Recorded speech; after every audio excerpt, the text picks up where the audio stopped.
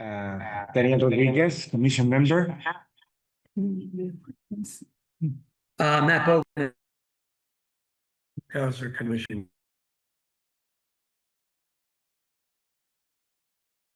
Maybe we'll do community engagement manager. Lee Jackson, Recreation Director. DJ Frimiani, Assistant Recreation Director. And new dad, welcome. Hey, congratulations. That's great. We've all been here to what? Boy or a girl? Another boy. Another, you said Second that. time around. Two boys. Yeah. Two boys. Yeah, another boy. Active creators already. You can always go for a third, man. Good, man. So our agenda this evening is going to be managed a little differently than we've done our meetings in the past. We're going to go through our routine business fairly quickly. Great. And then we're going to have a presentation from the O'Donnell family about an opportunity that they're proposing at the BD Center for significant expansion in memory of their daughter. So we will hear from the family and we'll have a chance to ask any questions that we have of them, of the staff, to figure out how we as a group can help move forward. And then we'll spend most of our meeting on that. We do have a few matters of routine business to get through first. Approval of the minutes from our May 2025 meeting. Did anybody have any questions on the previous minutes? Seeing none, motion to approve. Motion to approve minutes. Second? Yep. Those in favor? Aye. All right, we'll move on. Next topic, we're going to do update on some of our standing issues. Strategic plan initiatives. There's no specific update on any one of those. They'll be covered in our business below. The Ride Out Project Subcommittee. We had a very productive meeting earlier today with the Ride Out Project Subcommittee. We are hoping to go out to a public meeting this fall, probably in October, with proposals for a significant renovation and upgrade to the tennis court and pickleball facilities at Ride Out Park. We will also look at longer term issues related to the basketball court, the Emerson tennis courts, and the Emerson basketball court. All four of those, we sort of looked at them at the same time to find out current conditions and options. We've looked at all of the budget challenges that we have and what we think makes sense to propose. We're pretty excited about that. I think the pickleball community will be excited to see that we have an opportunity to put some better facilities there, and we'll try to balance how we do that with all the other things. So what will happen is we can share materials with you here. The subcommittee, which Daniel and I sit on along with members of staff, will hold a public hearing just to get feedback on all these ideas. We will brief the West Concord Advisory Committee in advance as well, so they know what's going on. We'll hold a public meeting and come back with the information public meeting for a recommendation to the whole commission about moving forward with a timeline and budget and all that sort of thing. So I think it's a pretty exciting project. We have a good team working on it. Anything else you want to add to that, Fee? No, I thought that was great. The staff is really excited about it too, and we really appreciate giving the input into the project and some background and just helping make a good call for the town. Yeah, so stay tuned for some public information in the fall. People have time to get back from summer vacations and settle back in. It'll be great.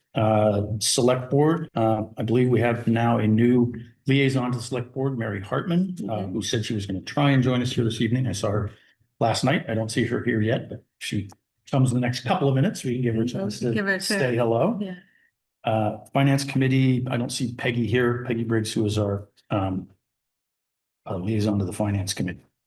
Community preservation committee, our new representative is Matt.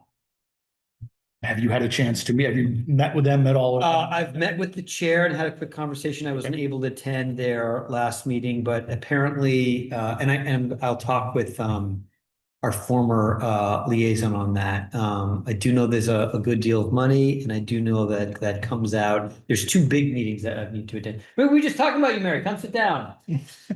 Yeah. Could be good, could be bad. You know. It is recorded. I know. How are you? Good to see you. Excited to learn more. I think there's two new members. Jeff Collins as well is going to be on that committee. So there's at least two new members. I think we're going to go through a little review of what has happened and what will be proposed. But I'm excited to honestly be in the learning position and be able to report.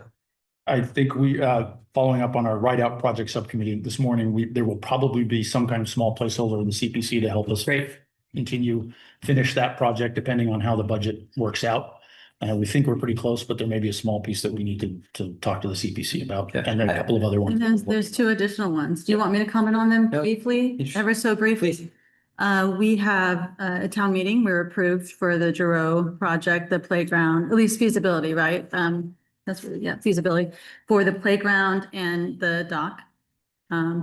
We are looking at potentially working on one of the initiatives for the strategic plan and putting in an application this year with our partner ORS and looking to maybe refurbish. I would say there's a cow pasture put in that Conservation Commission manages, Delia works with, looking at doing kayak classes out of there. So again, the blue highway. See kayak, I'm sorry. Kayak. Okay, so yeah. Remember the Blue Highway kind of conversation, the Oh, Blue cool. Highway Initiative? Yeah. So we're looking at addressing that, and doing a CPC application for that, potentially boats and, education. So water, education for our residents and our kids in Concord, and then potentially rentals. So I'm working with ORS right now. We're trying to, draft out a scope, and certainly I will bring it to you at the appropriate time and get input. But that's where we are with that one. And yeah, that's it. That's great. So Oh, the second one I wanted to mention is once we get the once we get the playground underway, the consultation, then we're gonna go back to CPC, right? For the second, thank you, construction money. Sorry, I got this. Yeah. Yeah, so those are two more. Okay. I'll keep you in the loop on that. No, I'm excited. I don't know a lot, but I will present what I hear and have a quick learning curve. Yeah. I don't know if you want to give Mary the opportunity. Yes, we'll jump back. And Mary, we announce you our new liaison to the select board. I am. Congratulations. Glad It's a good glad one. to be here. Glad Welcome to be back, here. because you were our, oh, Years you were ago, finance committee. I was the finance That's committee right, that's right. observer, but now I'm the liaison. Oh, well, congratulations on your promotion. Anything you want to share? We'll just go through our routine business here. No, I'm glad to be here. I remember being here before. It was fun, some new faces. I'm a frequent visitor to the Beatty Center. I really appreciate the work that's done there. So, yeah, I think you do a great thing for the town, and I'm glad to be here. Thank you. Thank you. Next item on our routine business was looking at the Warner's Pond Task Force and Giroux Park. As I understand, the task force have finished up their work and made their recommendations. And so Lee and team are looking at that and figuring out how we will interact with Delia at Natural Resources and Public Works to help facilitate that larger vision. We're excited. I think it's public now that we can, we're tentatively having an opening of Giroux Yes, Park on the yes. 15th of August. I was just gonna ask if you wanted me to say, yeah. Which will be very exciting. It's, Is that a firm date now? Because it's I changed. believe so. That- Yes, It's as firm as the one It's as before. firm. 15th of August. What time would that be? Arnold? that's gonna be lunch. They're planning lunch tentatively. Yes, 12 o'clock. So just quickly, the Warner's Pond is fair. And what exactly did they decide? What can you, is there like a 2-second, this is what they said? I would defer to Paul Bowen, who's. Right, well, okay, who's selling this, but my understanding is they're not doing either the dam removal or the dredging, but we're gonna do a cooperative management for a number of years to figure out. To gather data, right? Yeah, to Okay. gather Right? data. So that they can make more educated decisions. We'll fully engage recreation, Public Works and the Natural Resources Commission in a sort of joint management approach. That was their sort of final recommendation. So stay tuned. There'll be more conversation that we have to figure out how that works, but we have worked very closely with CPW on other issues at Giroux and look forward to working with Natural Resources and CPW on the next phase. And so I'm sorry, so it is officially kind of ours now? I know that it was a little, are we Yeah, managing it? until after this public ribbon cutting and celebration. And I Okay. think at that point, I could imagine them saying, hey, we're handing this over to recreation at this Yeah. point as part of this speaking series. There'll be speakers at the event. Including maybe a member of the select board, or all of the select board members will be invited, obviously. And there'll be a speaking session, and I imagine that's where they'll talk about the responsibilities and who's managing the park. The town manager will probably Yes, speak to that. yeah, Great. but it'll be a great opportunity. The park has organically emerged as quite a great facility, and getting a lot of use, which is nice to see. Community partner invitation, we don't have anybody on our upcoming calendar, but in the fall, we'll get back to looking at our community partner invitations to chat with us. Last item on our routine business, White Pond. I turn to you guys to let us know if there's anything you want to update us on at White Pond. I can do a brief update. White Pond's going really well. We expected to see more traffic due to Walden's closure. We would say we're pretty on track to last year. We've seen an uptick in daily memberships, but nothing so substantial that I would mention it as, a big issue. We do have, as every summer, at times there's people that are coming up saying, "Hey, I've lost my child. Can you help me with that?" We had one of those on Sunday this past weekend. The child ended up being 20, 21 years old and whatnot. So we navigate that. And what we learned from it really is that our lifeguards are fantastic. Our staff is fantastic. They did an excellent job managing it. And of course, they managed it with the Concord Police and Concord Fire. But it was one of those partnerships that kind of had us test our system. I'll be proud to say it worked. And so, yeah, that's my. And the water quality issues are all under control? Yep, we're doing great, actually. I don't know if you all have noticed, but I've certainly noticed there's a lot of ponds and water closures all around me, coming up all over my Facebook, being talked about all over Massachusetts, really. A lot of closures due to the bacterium. I don't know if it's all the what is it? Cyanobacteria, or if it's others, but we're seeing a lot of closures all around us, and we're doing great at White Pond. Probably due to the APOD? Yes, I do. I think it's definitely related to the APODs. Good. Yeah. And those were implemented 3 years ago. Sorry, I mean, it just seems like such a wonderful thing. 2022. Yep. As like a experimental, and since then we haven't had one closure due to cyanobacteria, Amazing. which It is. in 2021 we shut down the entire summer for. So because of blue-green algae. Yeah. So coming in the next year, we had the UNH scientists come in, test those out, and since then we've kind of evolved to moving it around the pond, so it collects in different areas. It's done a great job for us. Does any other towns use it? Do we know, or are we at the forefront? I don't know. Maybe one or two, Okay. but I think it was like a trial here. I do. It was tested here and then further developed. Yeah, Oh, wow. just not sure where it went after. I don't remember that. That's good news that we haven't been overwhelmed with people or bacteria. Right, there you go. That's a good. Yeah, Well played. yeah, there you go. That's a good thing. All right. Next item on our agenda was discussion of the vacancy position in our board. We have a board of 5 members, one of whom was elevated to the esteemed board of select board for the town. So we have an open slot.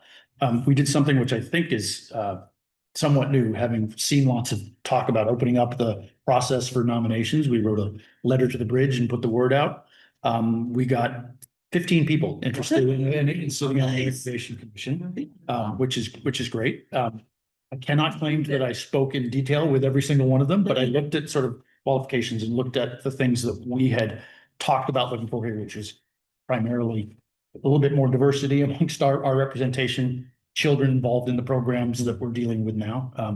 So I have made a recommendation to the town manager for a 5th position. We're just waiting for her to review and bless that appointment. And that's approved by the select board or the Town manager. Okay. The town manager. It's Town approved, manager. but it's perfunctory. Okay. It's her decision. Okay. Great. And because we had such a large number of people, I talked to several others, and we have an on deck people now as well. So the next time there is a vacancy in the commission, should any one of us step down or be ousted for poor behavior, I'm just looking at you, Matt. Just for insubordination or something. So did I hear you properly? We will get a recommendation from the town manager. Correct. Okay. I think she has blessed it. It's a paperwork question at this point, Okay. so there should be, for our next meeting, we should have a 5th commissioner. That gets us through most of our routine business for the day. So I'm going to take the liberty, we're going to adjourn for just a couple of minutes and set up, because our next agenda item is a very important one. We're going to hear from the O'Donnell family about a gift for a significant improvement expansion to the facilities at the PD Center in honor of their daughter. So what we'll do is we'll hear from the family and some of their representatives about what they're proposing. And then we'll have an opportunity to ask them questions, figure out how we as a board can help understand this process and see what the next steps are, get us all on the same page. So let's just take a briefly adjourn for a minute and we'll reorganize ourselves up here and then welcome the family. You want us sitting like we are now? Yeah, I think we're gonna have them come up and sit here with us so that we can have it on the camera and the, reconvene. I'd like to welcome the O'Donnell family, Betsy and Christoph. Your daughter was a big part of the Concord Recreation family. I know that, and the BD Center, and she was well loved by all the people there. So we are honored to be able to hear what you're thinking about doing and to see how we can help make something happen in memory of your daughter. And I understand Sandy Smith and Tracy Bird are here, have been helping you develop this proposal. So we welcome them as well. And then we would like to turn it over to you for as long as you like, and then we'll have some questions for you, for our staff, have a conversation about how we can help figure out what needs to happen for this project. Okay? Wonderful. So please, Sure. the floor is yours. I have some hard copies of all the materials that were posted by staff online, so if anybody would like a hard copy, Thank you so much, Sam. So, Appreciate it. Yeah. and hand them around. I assure you, we're not planning to take you through that. I'm sure it's page by page. But it was a nice set of materials and I thought it might be helpful, at least for reference during the conversation. So I was a football, basketball, and track athlete when I was in high school and college. So the last thing you want me to talk about is diving. But we have tonight the diving expert to my immediate right. And of course, we have the O'Donnell family, and we're privileged to have them here tonight. I want to just make a couple of comments about Betsy and Christoph. We've been friends since before they moved to Concord, and I can't even remember when that was that you moved. In addition to actively supporting diving, soccer, and cycling, among other things in town, they actually have day jobs. Betsy has a demanding job as a medical oncologist at Dana-Farber. And Christoph, before I retired, Christoph and I were colleagues at Cambridge Associates in Boston, which is a global investment consulting firm that advises wealthy families and large endowed institutions. So I've gotten to know them well. As well as Christoph also serves as president of the board of Orchard House in Concord, which I was pleased to get him involved in a number of years ago. So you will hear from them momentarily, but we're also fortunate to have Tracy Bird on my immediate right here.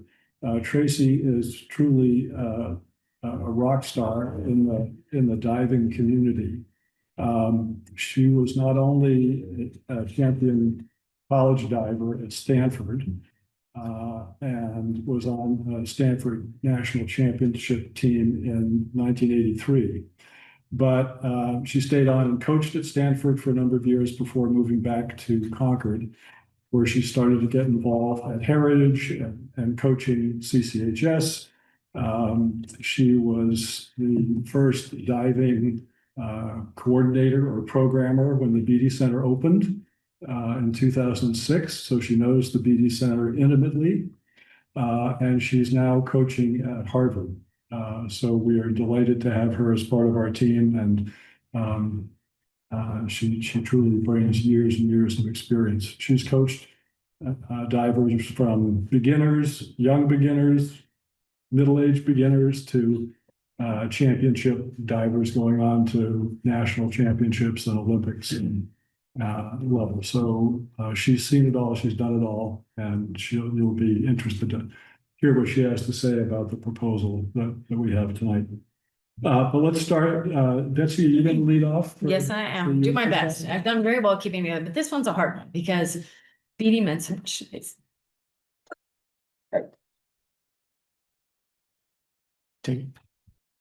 Maisie spent countless hours at BD, both as a diver, but also in the training room. She loved being on the Stairmaster doing her insane ab workouts, which I just can't believe what she could accomplish, what she was able to do there. I have no abs, so she, this is the dive in her, but she really loved that place. We have been looking for, meaningful ways to honor her legacy and the things that she loved, and to further the community that she benefited so much from. There are lots of things to talk about with the Beatty Center, but one of the most amazing things, at least to me, is there have been 26 D1 state champions that have practiced and dove at Beatty Center since 2006. I mean, this town has really produced some of the most excellent divers in the world, and Maisie was a part of that as two-time state champion most recently here in February.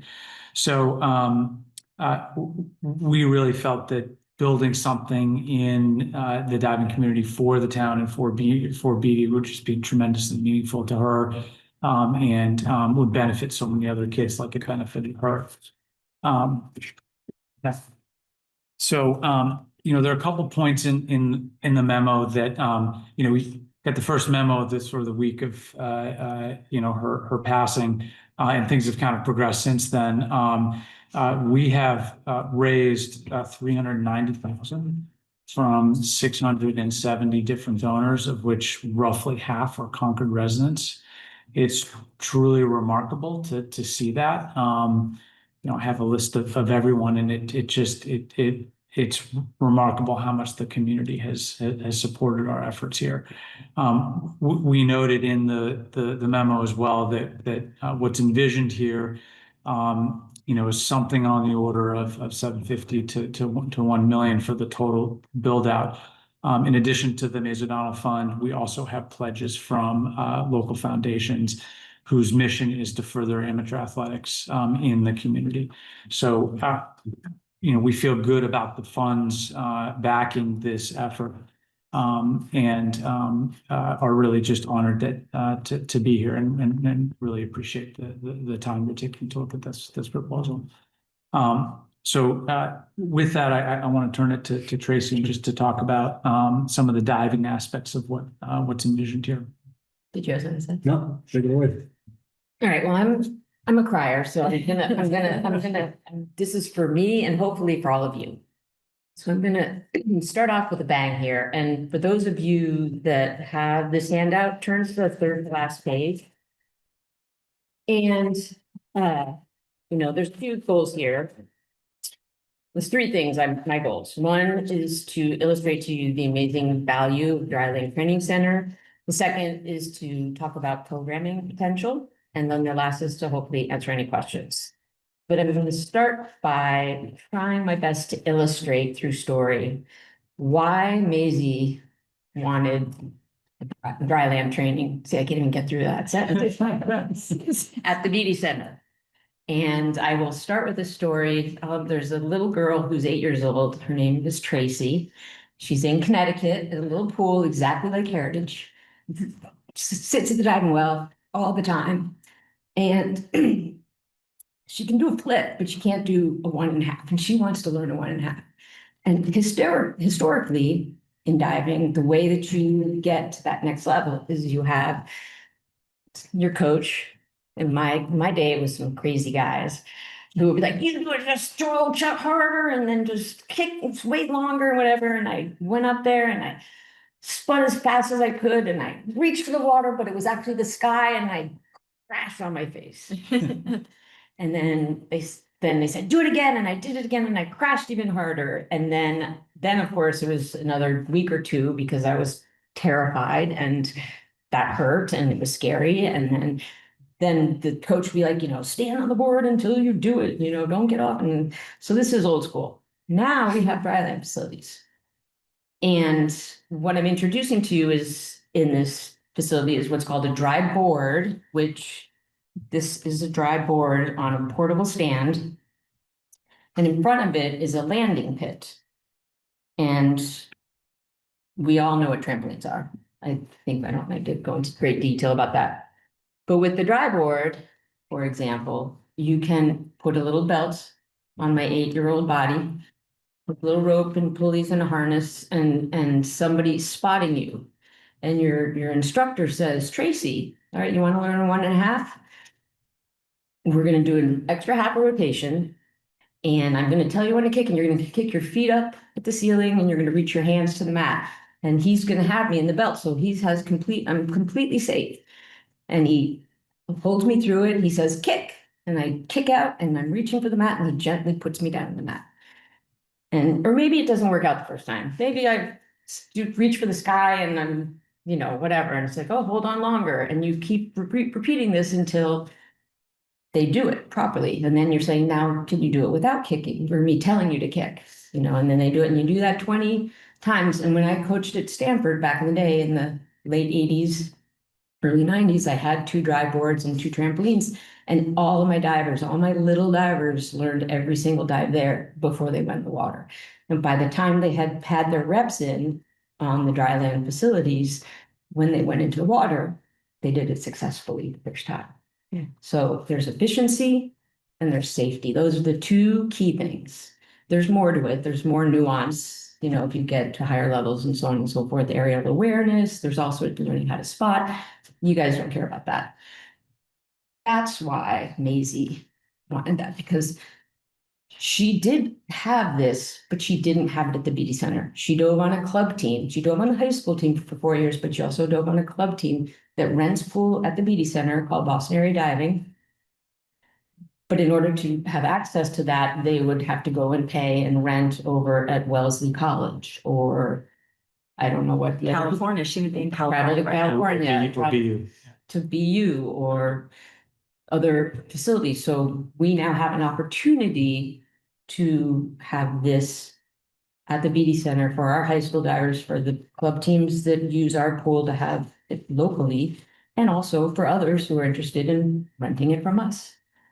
So I'm hoping that illustration helps you understand, because I think the concept of dry land training, what in the world is dry land training? Like, why do we need this? The 2 key things are really safety and efficiency of teaching and learning. So again, there's 4 pieces of equipment, the key ones, the trampoline. We don't need to go into great detail about that. The dry board, you now see a few photos here of dry boards and trampolines. And I'll take any questions after I sort of go through this. The landing mat, which is at the end of the dry board, which is the same height. It's not meant to be, dear Sandy's like, Tracy, I'm really having a hard time understanding how you land safely on your hands on the mat. I'm like, you don't, only if you're in the harness. And then the spotting rigs, which are the elements as well. And again, just learning safety and so on.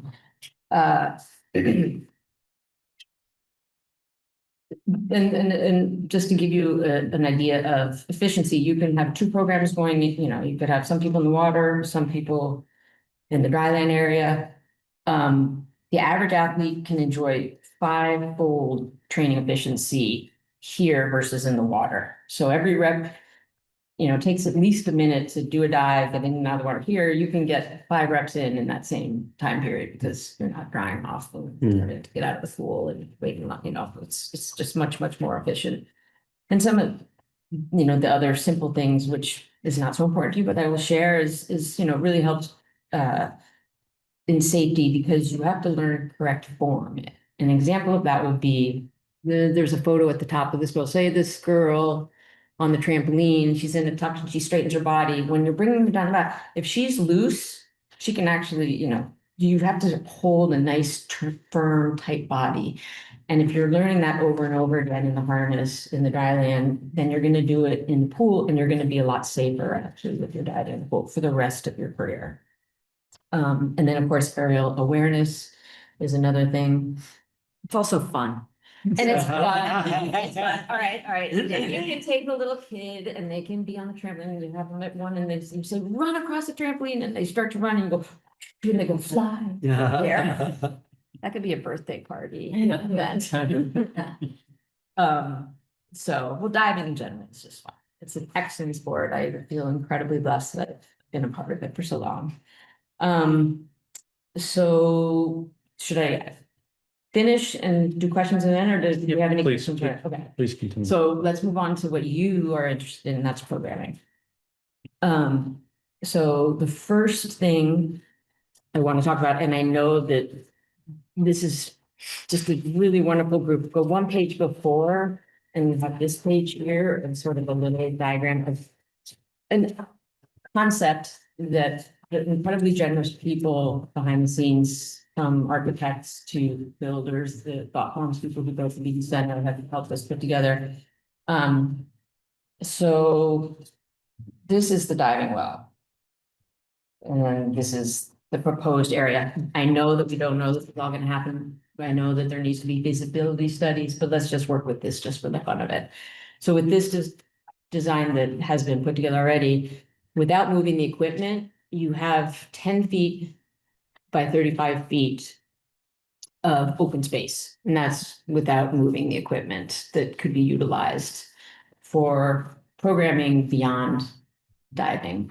And I will go into my, Sorry, that's the space here. exactly, The open- exactly. By 35 feet. The open Exactly. floor space. Yeah. Which is actually, Sandy went down and measured that room at the bottom of the stairs at the BD Center, and that's 12 by 27. So like anybody who's been in the BD Center, gives you sort of a general framework for that. And all of this equipment is movable. It's cumbersome to move. It's not something you want to do every hour, every day, but it is portable equipment. So with the programming, I envision just fantastic programming opportunities. Let's just start with the diving. Obviously, we have a high school team. Our high school team dives in the fall. I know that other high school teams are looking for space to use for their programs as well in the fall. Oh, did I say fall? We're in the winter time. yeah. Yeah, we're in the winter. Some of the schools also have diving in the fall, so they are looking for facilities to utilize and rent. And we could also use this diving well and extended dry land facility for we have the preseason diving with the high school, which we've never offered before. Which would be another opportunity to have, and kids from Concord Carlisle High School, also other high schools, come in and train in this facility to prepare for the high school season. The BD Center rents it to Boston Area Diving right now. That's one club team. There are other club teams. I know that Atkinson has been struggling, which is a town pool in Sudbury. And I know that the diving coach there, Marilyn Clark, has been calling us at Harvard, looking for pool time. There's opportunity. There's opportunity for other clubs to come in, assuming there's even pool availability, because I know the diving well at the BD Center is utilized for synchronized swimming and, water aerobics classes and so on, which is amazing. But this diving dry land might be an alternative for those people that are really looking for opportunities for more training. And I was asked a little bit about, I've given some of you at the table a sort of broad representation of what different pools charge. It's pretty broad, so it's really up to the town to decide what they think is the best rates. But given this potential extension to the diving facilities that we already have, you obviously increase your rent. I mean, that's basically what people do. And then new opportunities, I envision, for me, having lived here for 29 years, a super exciting opportunity for sort of a introduction to a new wave of young local divers coming in. And one of the times of day that, this room potentially will not have much usage because most of the diving stuff is after school or the summer. So during the daytime, I just see the young people in our town, young families, young kids. I did this with my kids when we moved to Concord. I went to Stowmass to a gymnastics gym to do a trampoline safety class when they were like 4 years old. Just seat drop this, that, how to gently ease the bounce. super easy, super fun. You could bring lots of young families through, starting at a very young age, introduce them to this incredible community center that is the BD Center. They have to walk down the stairs through the pool and see that little kiddie area. Maybe they become members. I don't know. You know, bounce and tumble time with parents and children, make the room into a little obstacle course, kids tumbling classes. I mean, there's just lots of opportunities that I envision that could be used in that regard. And then moving on to the more mature members of our community, myself included. What I see, which could be really exciting, is just daily exercise classes with 4 to 6 people, and just, you know, to loosen up our joints and strengthen our joints and ligaments. Have a lower back pain class. You need no bells and whistles. You need bodies and a floor with a mat. Lower back pain, tight hip mobility classes, sciatica movement classes, balance improvement, lots of opportunities for more mature population to use that space. Just another, it's not huge, but it's big enough to do that, in my opinion. And I'm open to others' thoughts on that, to utilize this space and bring in more in to make sure that, you know, it's being utilized to its capacity as best as possible. So, I mean, I envision lots of opportunities for wonderful programming and possibilities for increasing membership and you know, programming fees, I guess. So that is what I have to share so far, and I would love to try to answer any and all questions as best I can. Thank you. Thank you very much. As I said, well, I didn't know, I've talked to many members of our staff, folks at the BD Center, and their daughter was truly loved there out there. And this would be a wonderful facility to be able to expand the resources we have at the BD Center to offer to Concord and the surrounding community. What I think would be helpful is we'll sort of turn around to the various commissioners who may have questions, and they may be at this level. They may be at this level. I think we just need to get it all out there and sort of just have a conversation with you so that we can help you plan to figure out how we can make this happen. As you rightly noted, Tracy, what we as a recreation department do is the programming side of things. Vertical construction is a little bit different for us, but we'll work with other parts of the town to figure out how to do that. I do think there's a couple of questions I have specifically that I want to ask our staff about things that they see to make sure we get those out on the table. We can turn it over to other commissioners and just have an open conversation. We'll record it all, so we got it all down there, and then maybe we can agree on a certain one forward. But first question, sort of at a 60,000 foot level, you've had the staff were sort of briefed in advance a little bit about what's going down. You've had a chance to chat with everybody, and what's the feeling of the team about this opportunity? No, I think it's wonderful. I want to thank you so much, from myself, especially, and Jenny, for bringing this concept and idea. And, I think it's very generous and lovely. And we're grateful. So we support the concept. Jenny and I have been in 1 or 2 meetings so far, and to learn about the project, and There will be many more. yes, we've had an opportunity to ask a lot of questions. So I think for us, we just look forward, we're both new to town. So we both look forward to just finding out what the process is and finding out how we support that process, and really about the programming. Obviously, we're sharing ideas, and whatnot, and really appreciate you, Tracy, and all your experience too. And so in general, I think we're thrilled to support it. So. No, that's great. I didn't expect an answer any different. I think you were same from the members of the commission as well. So just sort of when I start thinking about these things and projects, I have a lot of background in executing park development and recreation projects. So I immediately start to go to project execution, right? That's there's scoping and there's understanding, and then you need to figure out how you might actually execute something and then bring those two together.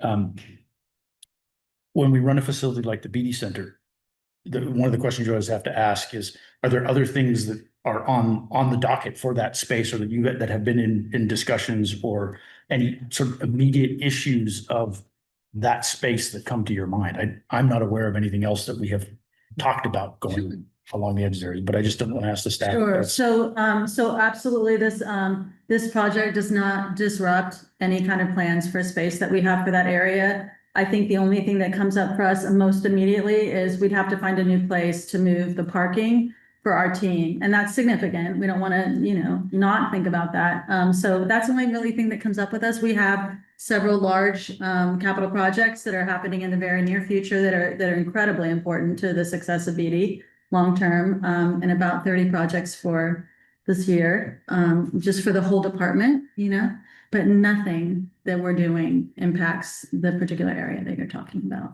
except moving those parking spots, which we feel like is reasonable. Yeah. And we feel like we can probably figure that out as a Parking team. at BD's not an issue. No one. Never been. Just walk in the high school. It's so fun to be able to laugh at that now. Starting here, I was not laughing. I was not laughing. I mean, I think we got a good sense from you, Tracy, that there's, it seems like a region-wide demand for this facility. And we can certainly survey and learn more about that, but for anecdotally, I'm sure you know as well as anybody that there's a region-wide demand for this kind of facility. And I'm sure if we turn to the staff, they've already got 100 other things they could think about adding to that space. I have one very specific, it's an odd question because I've seen some of these types of facilities before. And you talked about a sort of a 10 by 35 foot space. Mm-hmm.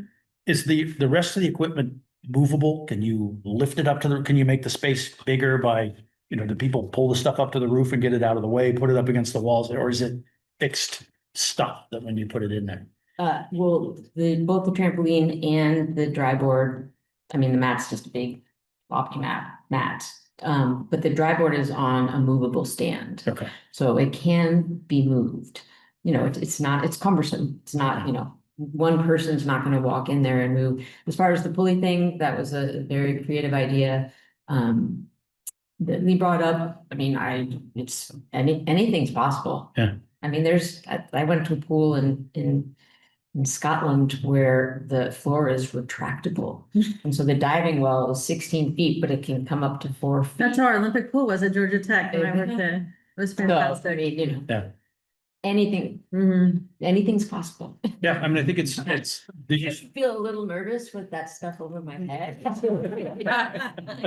But it's definitely possible. yeah, I'm just interested because, it just gives you a broader ability to use that space for lots of Yes, different things 100%. and, the community, which is And then- always in our interest.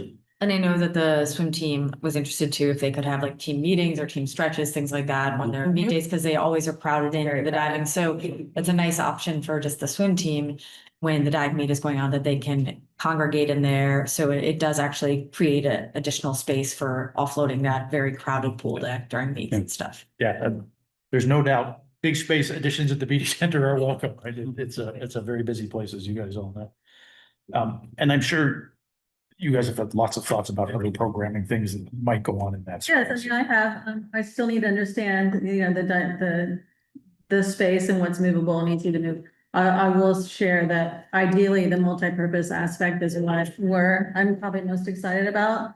And yes, my brain is firing on all cylinders when it comes to that. So we'll just want to work on the most innovative opportunity we have to use technology to get that, equipment moved with as few people as possible, because we struggle over there with staffing. So, but like you said, there's all kinds of options out there, and we're innovative in Concord. We're flexible. Well, We'll we- figure it out. Well, Yeah. Just throw it out there. In this design, there's just a regular exterior door. I mean, one thing you could do, I mean, there's actually sheds right around the corner, is maybe have a garage door. And that stuff could be wheeled out into a little shed or a cover, you know what I mean? And just, if you've got a week or two that you want all that out of there, I'm just throwing out another option. And I mean, at Harvard, we have 2 dry boards, 2 big mats, trampoline. And when they have big events in the day, they get it all, but they have a big team. Yeah. So anyhow, just throwing options out there. Okay.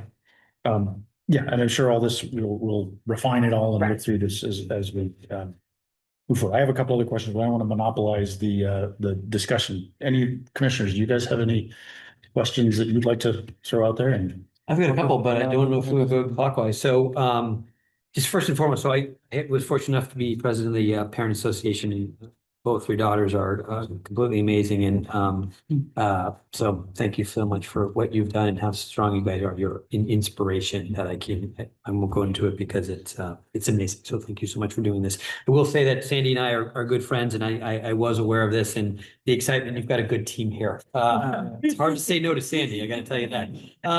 So a couple things I've got a litany of things so I'm intrigued by the insurance. Maybe this is not our purview, but I kind of agree with Sandy. So you're pulling someone up and you're letting them down. I thought there'd be like a bungee system. I'm just curious about the safety aspects and the training of an individual who's lifting a person, because I can see, and again, fully support this idea. I'm just trying to understand the mechanics of that. I've got a litany of questions. Maybe I'll let you do this and then add on to that. Well, yeah, I mean, you want obviously like people who know what they're doing, obviously. Although, to be honest, it's a very, like, I have trained many parents actually. Like I can do little kids, I can probably pull myself somebody to about 130 pounds. But after that, you're just sort of using your body weight as they come down and just slowing it. It's really not that hard. And it's actually quite easy to train somebody. So, I mean, you could have a bunch of dads in town who are just volunteering their time and coming in. And I don't know how to articulate it, but it's really quite like, let's put it like this. I've been coaching for over 40 years and I've never even heard of an accident with somebody in the belts in a police system. Great. I do think there's a liability issue that probably has to increase insurance, but again, this is not something to be. Go ahead. Well, I don't think the harness, the way it's designed, actually, if there is an increase, it decreases as opposed to increase. So Great. that makes it more safe. So Okay. So I've been to a lot of so I've seen a lot of the swimming mats and meets, and I've heard that BD is the best in the area, sans BU, that a lot of schools come and do it, which is wonderful. And augmenting the resources we have as BD, I think, is fantastic. Just out of curiosity, how many other schools have a system like this that have the training thing, or zero? Yeah. And so I think this is one of the things I intend to say. So what does it look like to be a diver? So, Maisie started diving coming from a gymnastics background. So a lot of the kids that do have familiarity with using a lot of this equipment to begin with. But part of the challenge of diving in general is overcoming fear. And so what these enable you to do are pick up skills without the fear. And so Maisie would travel to Tracy's backyard and do the trampoline in your yard a few times to learn skills. She traveled to BU, she traveled to MIT, they traveled to Canada, they traveled to Rochester. She would be, if she were alive, in California right now, because we don't have these facilities. But what was amazing 2 years ago, and she spent the summer out 3 weeks in California. They started at the Mexican Aquatic Center, so the Olympic Training Center there. They had been to Canada too, and she got to use all this equipment. And that's really where the big transition came. You make big jumps in your ability level. And it's because you're not scared, because it is safe. And so you're able to do these skills in a very controlled way. You're not going to slap on the water, which hurts.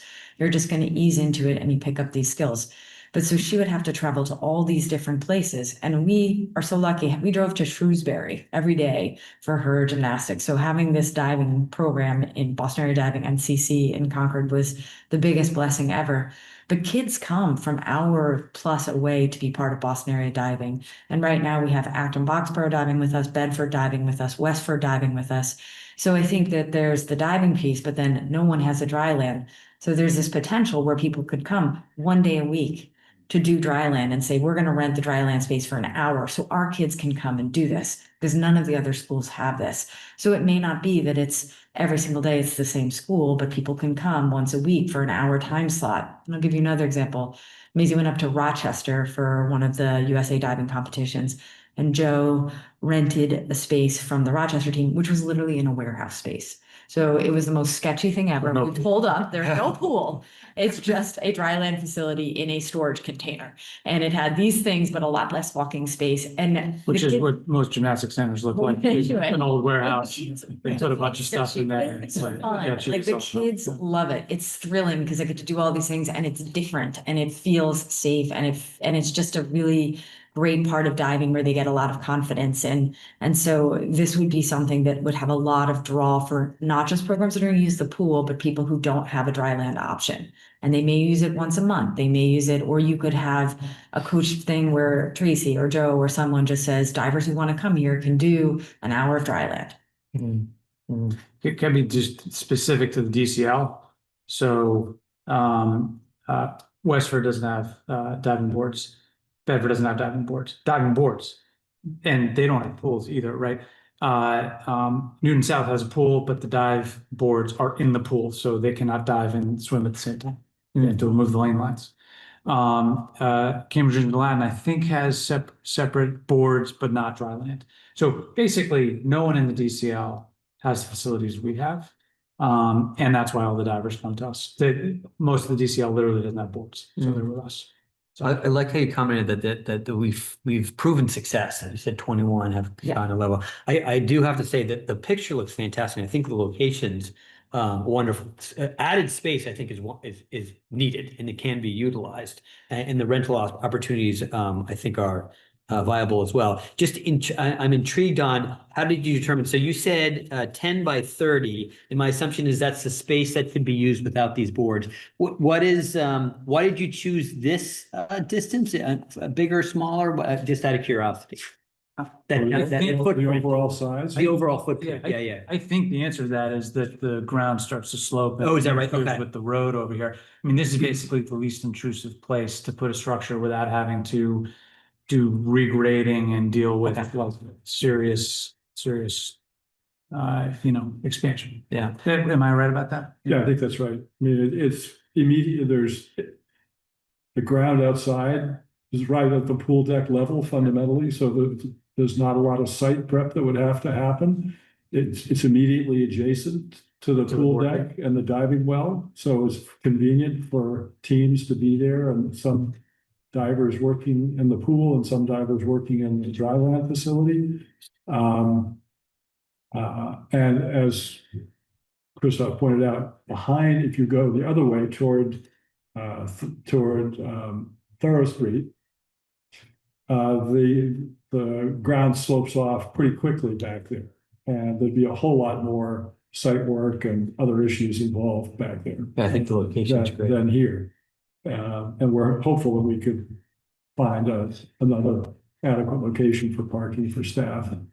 But And one last thing, I think Tracy mentioned, I think the idea that the aesthetics look fantastic. I think a garage door would be very cool. The temperature is getting a lot hotter. September, October, November is actually really nice weather. And so for the kids to train with that opening thing, I think would be, I'm not sure if the plan does that, but that sounds like a really viable. And then if one had to move it out and in, not that you do that a lot, that would be great, but I'm very impressed by the presentation. It's an amazing team of architects and builders, thought formed. I mean, so many people have really spent a lot of time and energy thinking about this really carefully and thoroughly, making it as cost effective as possible, as simple as possible. And I know, again, feasibility study has to happen, but I mean, there's been a lot of time and energy put into, this concept. And I think that, I think, and there's actually a lot of, options with it too, there's nothing is set in stone. Yeah. Even the placement, technically, I mean, I'm obsessed with safety. That's sort of one of my things. And, having, like, for example, the trampoline being up against the wall, and I would even turn the trampoline around myself, which we could do, but you have that wall there. So those are two areas where you can't fall off. And, and with the dry board and the mat right up there, I mean, there's a lot of thought going into placement, and there's two options with the placement, in this particular design that a lot of thought and consideration has gone into to make it as safe and efficient, open to more possibilities for programming, so on and so forth. So In my last question, I apologize, I'm not a number guy, but I think you said between $150 and $1 million, and you said you have raised through, how much have you raised? Almost 400, 390. Okay, yeah. So there'll be, once it's kind of rolled out, there'll be opportunities for other people to participate and kind of, we've got the approval now, the fundraising. Yeah, will help on this. we have pledges to cover whatever we need to fund the difference, but I honestly think once this thing starts to actually, even more so become a reality, money is not, what we want to make clear to you all is funds are raised and it's sort of people are fighting to give us money on this. So, which is fortunate. So we're very fortunate. But I would second what Christoph alluded to, and that is that once it's clear that the town is behind this, I think money will start flowing again, because you can put yourself in the position of a donor donating to a project that it's not clear whether the town's really going to support or not. Maybe you don't open your wallet quite as much as you would otherwise. And so, and that's what's remarkable, that we have 390, which is just checks, like no questions asked, right? Like just go do what you want to do. And that's remarkable. So you're absolutely right. Once this actually crystallizes, we have private foundations and a number of individuals who said, just call me, I'll plug the difference. and the other thing that's been very interesting and rewarding to see is the contributions from other groups, Yeah. not I just forgot about that. individuals. For instance, the CC, what is it? CC Swim and Dive, they did Swim and the Dive. car wash, that was. They've raised $3,000 already for the project, and they're planning to do another fundraiser this fall. We got a donation from the Association of Diving Coaches and Judges. Referees, excuse me. Yeah, so they're the referees that do the judging at the meets. A number of the diving clubs. A number of the diving clubs in the state. Because the thing about diving is because they dive together, right? Like because Wayland doesn't have boards, because Bedford doesn't have boards, they all know each other, even though they're competing against each other. So these teams all banded together and sent checks to us. That was just really heartwarming.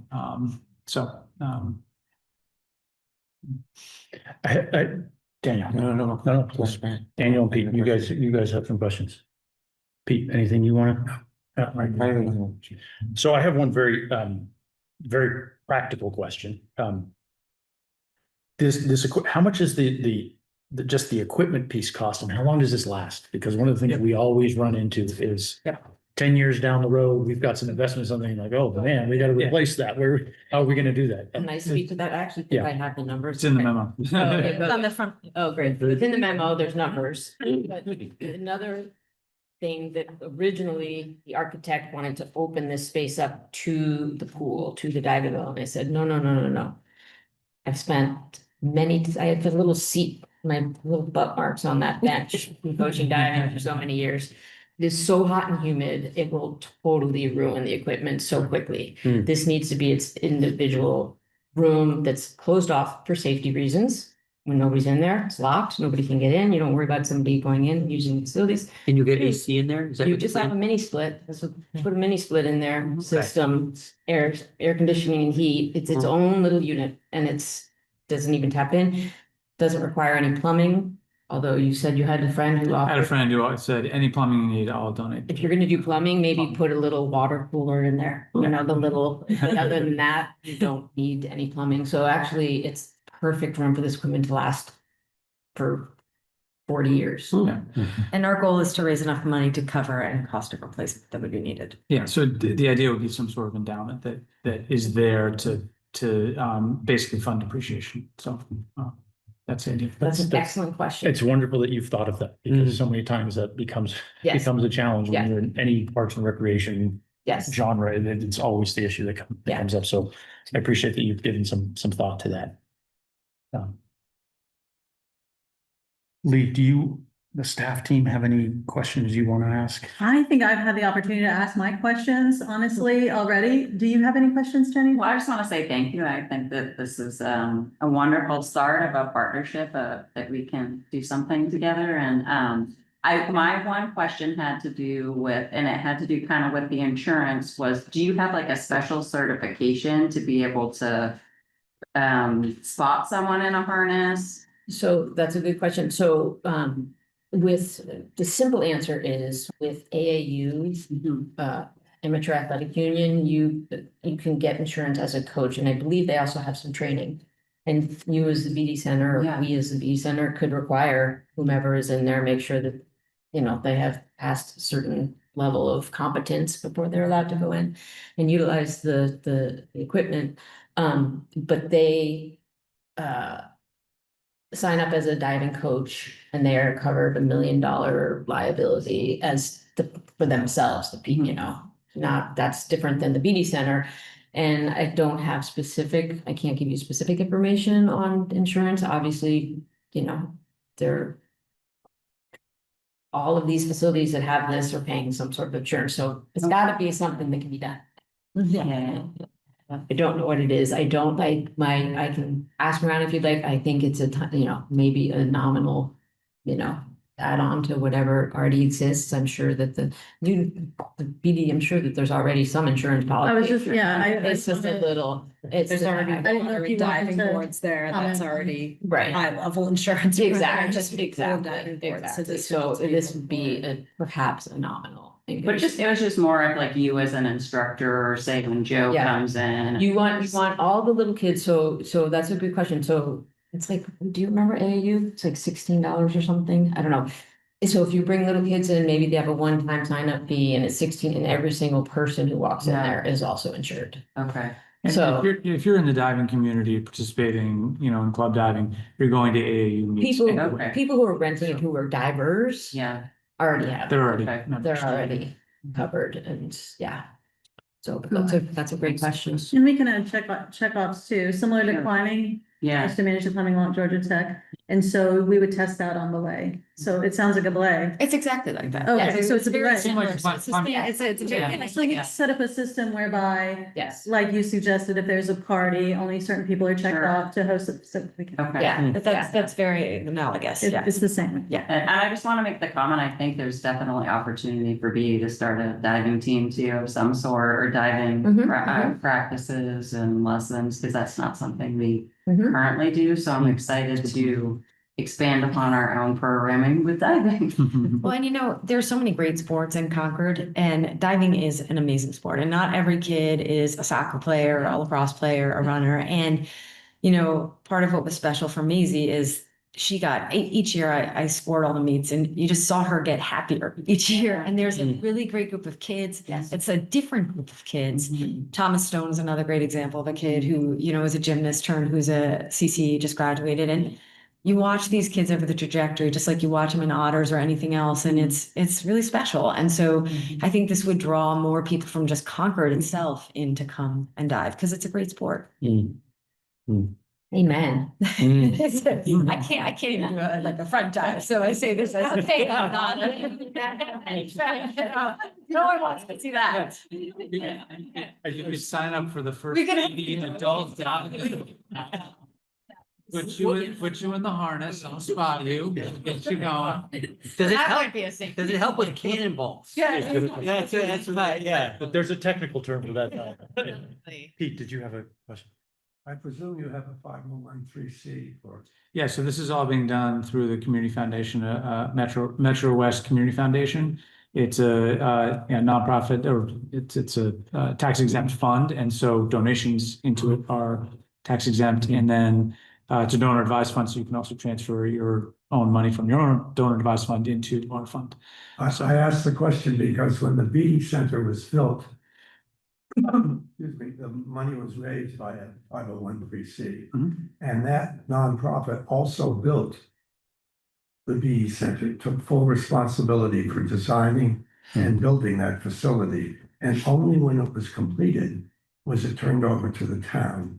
And there were reasons, many reasons for doing this. I won't go into it, but it worked really well because it avoided all kinds of complications associated with the town having to build something. I would just like to suggest that some consideration be given as this project moves forward to who actually takes charge of the building. It's conceivable that your nonprofit could be the one to hire the architects, the builder, to be in charge of the whole thing, assuming that you have the support of the town, which the original one to build the beauty center did. It gives you a little bit more flexibility because you're not a municipality doing something. Yes. It may be Procurement. agreeable to the town because the town wouldn't have to embark on used resources for this particular project. I just throw that out. It's a great That's a point. great, As a Yeah. possibility.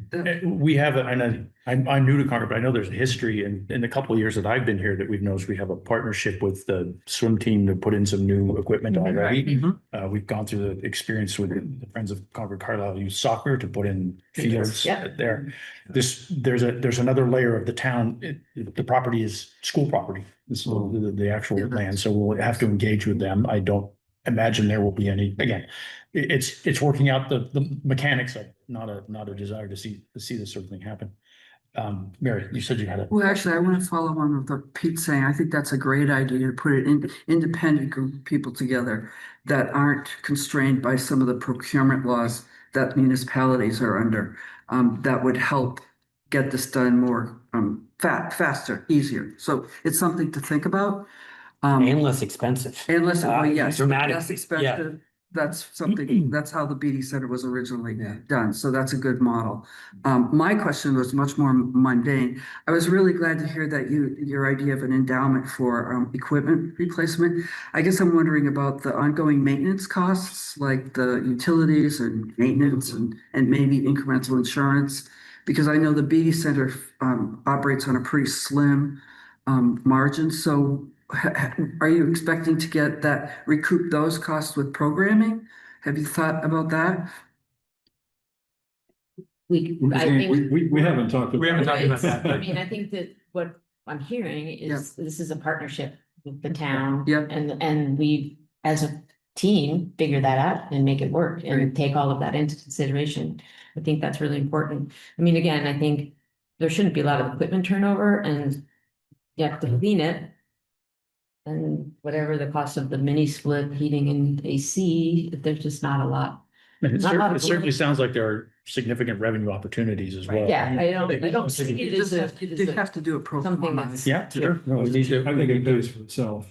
Put up a model and just answer that, look at that question and see. And if there's a delta, we figure out how we deal with it. Exactly. We can run sort of a pro forma and feasibility models, sorts of things. But it's basically a box. Yeah. You can be need, a storage you need light and heat and you Yeah. need someone to clean it. Yeah. lighting, yes, and, electricity. yeah. And I'll add my 2 cents to the idea of a nonprofit. That's what I did before I came here, was run a nonprofit partner that worked with So you good. City of Boston, Good. state. We built projects in state parks. So I have some experience doing that. Excellent. The model really does work. It can work. And there's a lot of Good. advantages to doing it that way. So I think that's certainly a fruitful thing to explore.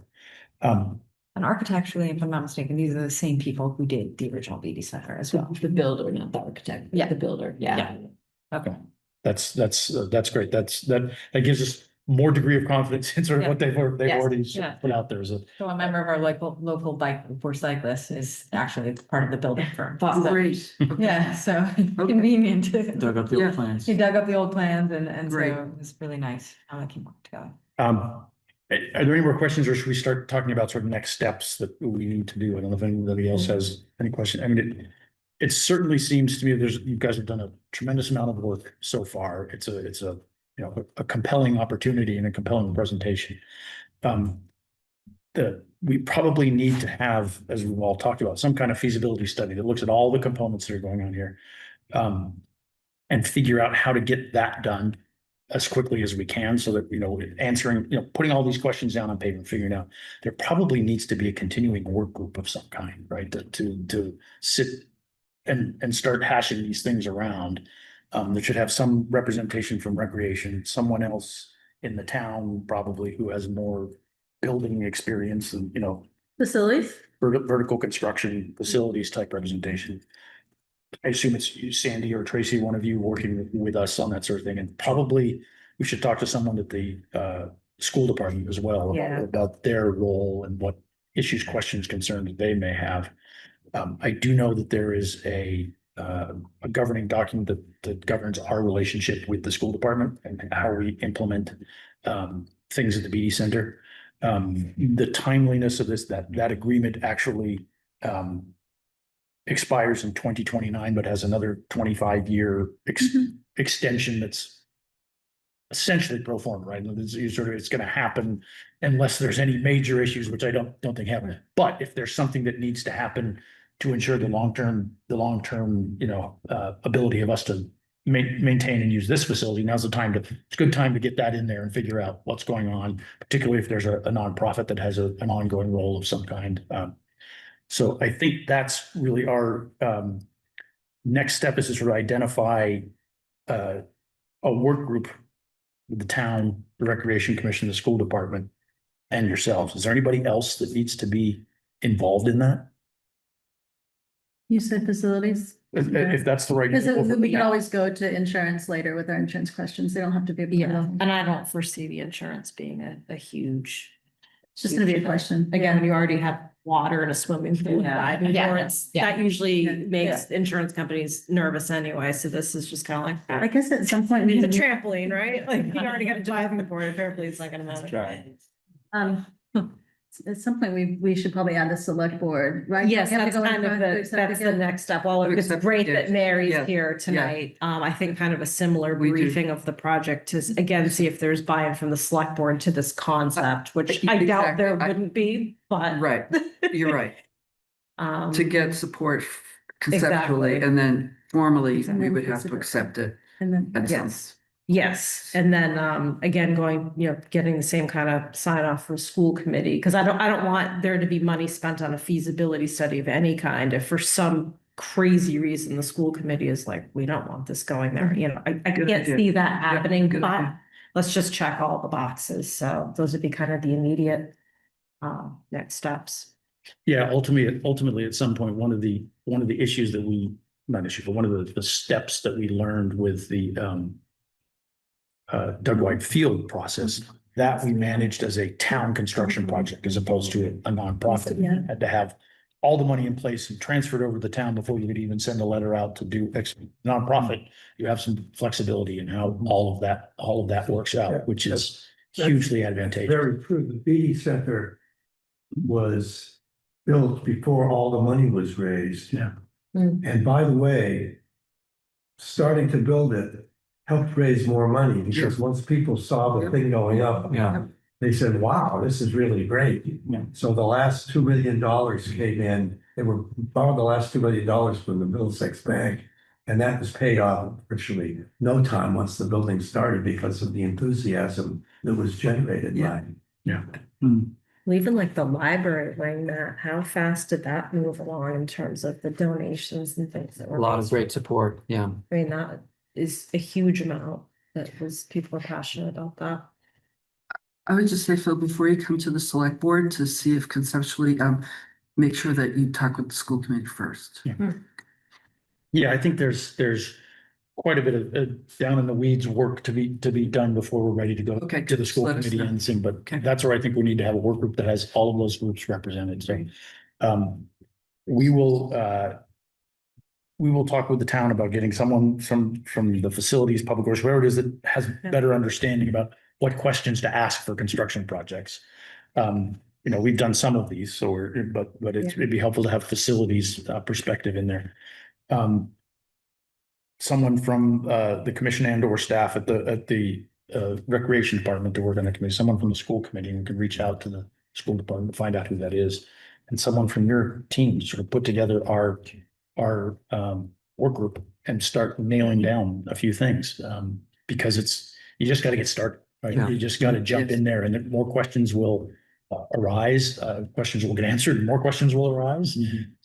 But having a work group that can work together on something like this, it's in the model of how the BD Center was built. So I think it's a very nice come full cycle from that perspective.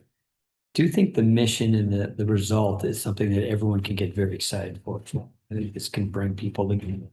It's adding to the community and memorializing an individual I think this will be very popular. So just quick, this is fairly well known, this idea? Yeah, okay, right. So I know a lot of people in the school community. I don't want to step on any toes, but it is the first time I'm seeing this picture. It's just marvelous. So but yeah. I've had an initial conversation with Tracy, and so she's aware of. It's our next door neighbor. That's what I learned when I was. She's not much of a chatter. So No, it's hard no. to- Yeah. Crazy well. Yes. Yeah. Yes, so you can imagine, she said, there will not be any. Yeah. We'll let that play out how it needs to, how it needs to, but I will ask them about someone to work on that. Because you want to dot your i's and cross your t's to make sure you get all that figured out. Is it Sandy, Tracy, who from you we should be sort of at the point at this point? Yeah, I've been in contact with them pretty regularly. So we'll take on Jess from the townhouse. We'll come back shortly with a sort of suggested, here's a team to work and explore and how we go in there. But I think I can speak on behalf of the commission and staff that we would be honored to work on this project and to memorialize your daughter. And she meant so much to people at the Beauty Center, and it meant a lot to her. It's very I fitting. think the beauty center. It's a very fitting thing. So thank you. Thank you. Thank you, and thank you. Yes. Yeah. We look forward to a ribbon cutting. Thank you. Yeah. Me too. Me too. Thank you. May all presentations be like this. Well organized, like more of this. Yeah. Thank you all. See? Thank you. Thank you so much for coming. Thank you so much. It's really great. All right. From the sublime to the ridiculous, we have an agenda item of any public comment on other previous items that we need to get to, but we'll give you a moment to exit, and then we'll be able to finish off our meeting. Thank you so much. Thank you so much. I don't know if there's anyone from the public here or on our, We don't have anyone in the waiting room right now, so we Okay. would just be. you guys have a question? Sure.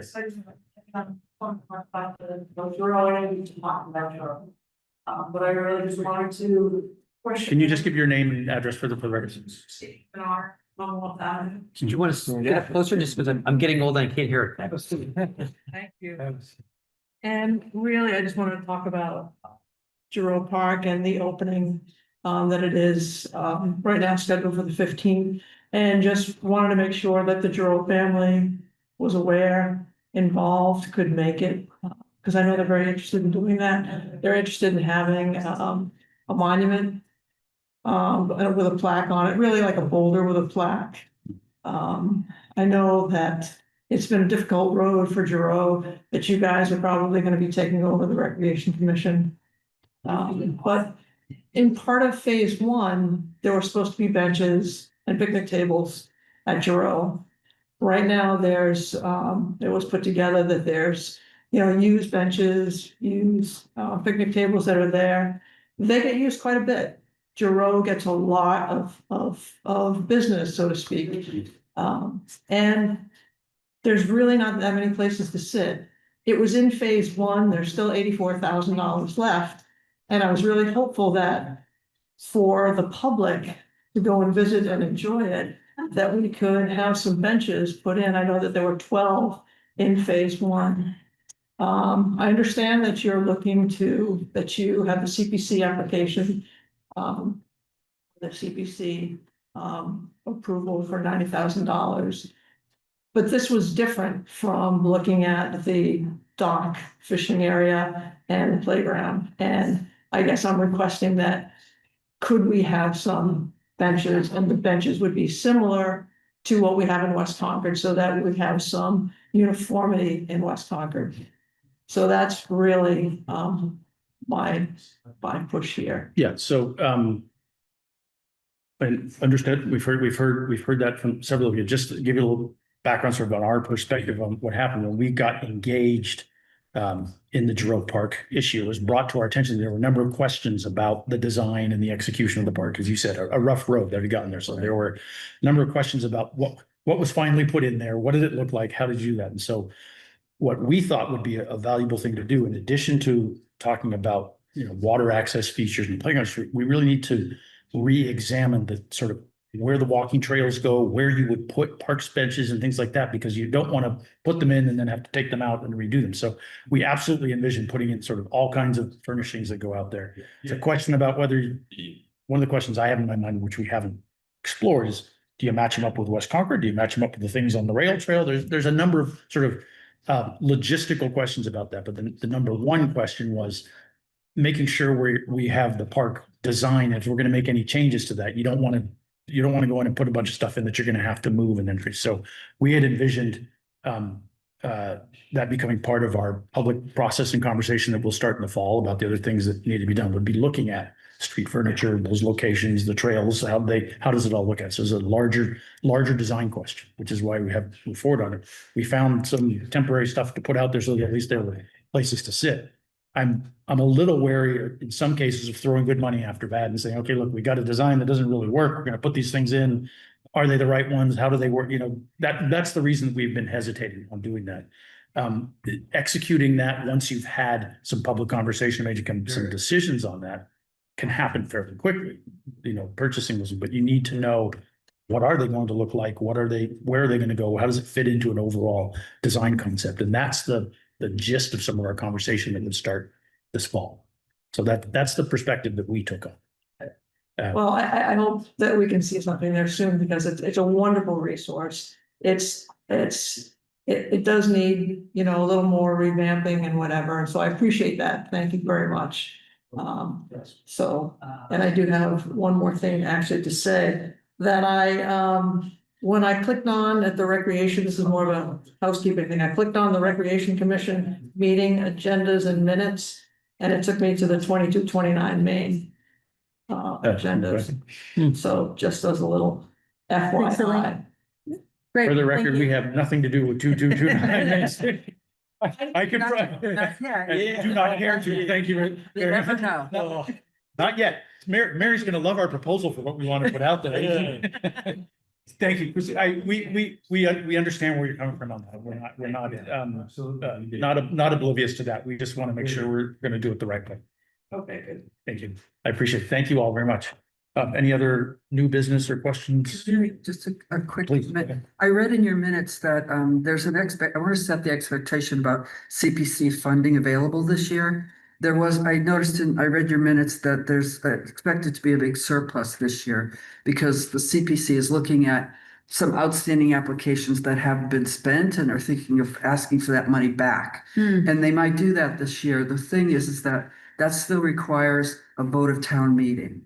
So that money won't be available this year. It'll be available subsequent year, just so you understand how much is going to be available this year versus subsequent years. This year would probably be like 1.8 million, not the 3 million that I read in your minutes, just so you know. Okay. Thank you. The meeting, I take a motion to adjourn. Second. Adjourn.